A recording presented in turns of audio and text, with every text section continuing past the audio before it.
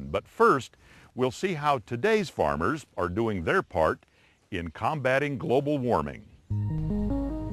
Carbon is a natural element all around us. You'll find it in our air, our water, in animals, and plants. But carbon has become a central issue in the concern over global warming. In particular, CO2 or carbon dioxide created by combustion from petroleum, coal, and natural gas. There's many greenhouse gases, but that's the one that we know that is most widespread in terms of being emitted or being released into the air. Dr. Scott Stagenborg is an agronomy professor at Kansas State University. He says carbon dioxide is emitted by just about anything that generates energy, including power plants, automobiles, heating systems. When too much builds up in the atmosphere, heat reflected off the Earth's surface gets trapped in the ozone. So what does all this have to do with agriculture and the research taking place at Kansas State? Well, Scott, along with other researchers nationwide, is turning to American farmers to help address the issue of carbon in our air and in our soil.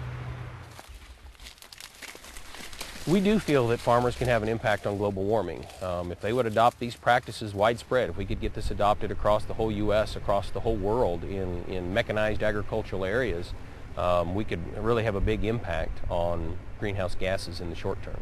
One of those practices is no-till farming, leaving crop residue on the ground to decompose after harvest.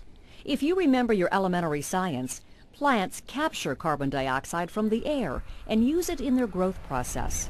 When their life cycle is over, that carbon breaks down into the soil. Left untilled, it stays there.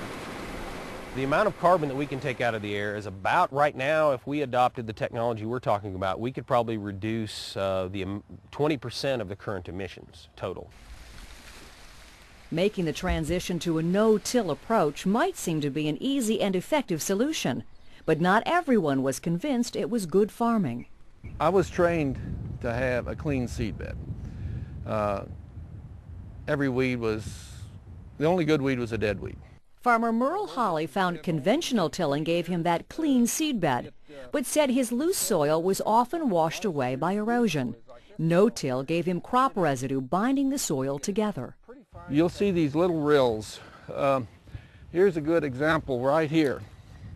You can see the soil is filled in with the residue. Merle says it took him 5 years of no-till to sufficiently bind his soil. Once stabilized, he saw healthier crops, less irrigation, and less runoff and erosion.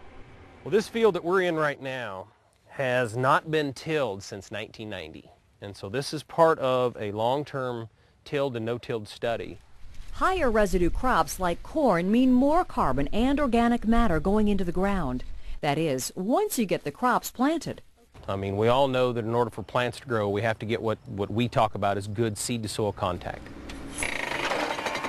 To deal with that, no-till planters have attachments that clear a path in the residue, leaving enough room for that seed-to-soil contact. Merle says no-till has cut field costs by 2/3. You don't have to plow, you don't have to disc, you don't have to field cultivate or row crop cultivate. You don't have to do any of those. And there's another benefit. The estimated amount of carbon captured by farmers in no-till can be sold on a national market to corporations looking to offset their carbon emissions. The concept of carbon credits is taking basically what the farmers do. They take CO2 out of the air and put it in the soil. So now there is less CO2 in the air and it's now in the soil. We can now trade those carbon credits to offset carbon or CO2 that's emitted by cars, people, manufacturing processes. Whether voluntary or regulated by law, sequestering carbon into the soil could be one element in reducing the amount in the air. The reason that companies who are involved in large manufacturing situations, the reason they would want to do it is because they realize that they are emitting carbon and that CO2 is a problem, and they want to try to do something to help clean up the environment. And so this is a good way for them to do something immediately.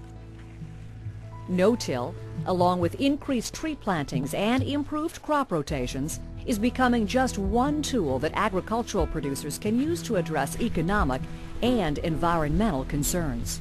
The potential is to buy us 20 years of reducing CO2 in the atmosphere while we develop new technologies, while we develop the technology to manufacture cars and computers and all the things we want with lower CO2 emissions.